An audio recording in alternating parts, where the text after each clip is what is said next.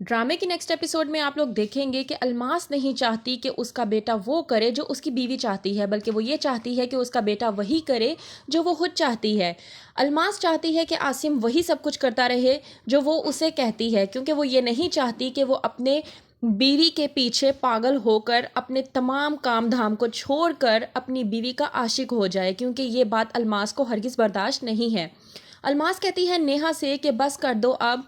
अंबर और सुम्बुल यूनिवर्सिटी और कॉलेज जा चुकी हैं और मुझे भी पार्लर में बहुत ज़्यादा काम है। अगर तुम खुद को नहीं संभालोगी तो मैं किस तरह से अपना काम देखूंगी। मैं तो कहती हूँ तुम मेरे साथ मेरे घर चलो, रानी तुम्हारी देखभाल कर लेगी।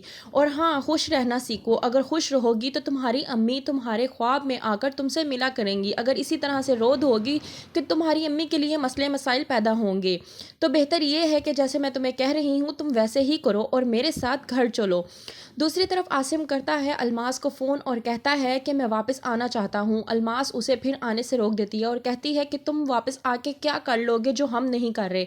तुमने भी तो उसे तसल्ली ही देनी है और हम उसे तसल्लियाँ दे रहे हैं। क्या हमारा होना नेहा के लिए काफ़ी नहीं है? वहीं पे आसिम कहता है कि ठीक है अम्मी, मैं आपकी बात मान लेता हूँ, लेकिन आपसे एक रिक्वेस्ट है, जब तक मैं वापस नहीं आ जाता आप लोग नेहा का बहुत अच्छे तरीके से ध्यान रखिएगा। अलमास कहती है कि हम उसका बहुत अच्छे तरीके से ध्यान रख रहे हैं और उसको बहुत अच्छे तरीके से संभाल रहे हैं।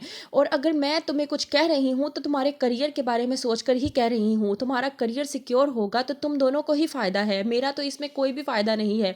तुम्हारी न्यू जॉब है, अगर तुम अभी से ही ये सब कुछ करने लगोगे तो तुम्हारा करियर बर्बाद हो जाएगा और मैं नहीं चाहती कि मेरे बेटे की न्यू जॉब और न्यू करियर, आने वाला करियर जो है वो बर्बाद हो जाए। वो भी सिर्फ इस वजह से कि तुम्हारी बीवी की माँ फोत हो गई है और तुम अपना तमाम काम छोड़कर वापस आ जाओ।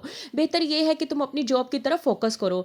दूसरी तरफ निशा की माँ निशा को समझाती है कि अगर आली की जॉब का मसला ना होता तो मेरी बेटी मैं तुम्हारे पास 10 से 15 दिन मज़ीद रुक कर जाती, लेकिन आली की जॉब का बहुत ज़्यादा मसला है जिसकी वजह से मुझे उसके साथ ही जाना पड़ रहा है। निशा अपनी माँ को समझाती है कि आप मेरी फ़िक्र ना करें, मैं ठीक हूँ और खुश हूँ। निशा की माँ कहती है कि मैं इस बात से तसल्ली में हूँ कि एक साद एक नहायत ही शरीफ इंसान है और वो तुम्हारा ध्यान रखेगा, लेकिन उसकी माँ को तो ये खबर है ही नहीं कि साद एक अवारा और बदतरीन इंसान है। लेकिन निशा खामोश हो जाती है और कहती है कि आप मेरी फिक्र बिल्कुल भी मत करें। तो क्या होगा आगे, देखते रहिए ड्रामा सीरियल दाव।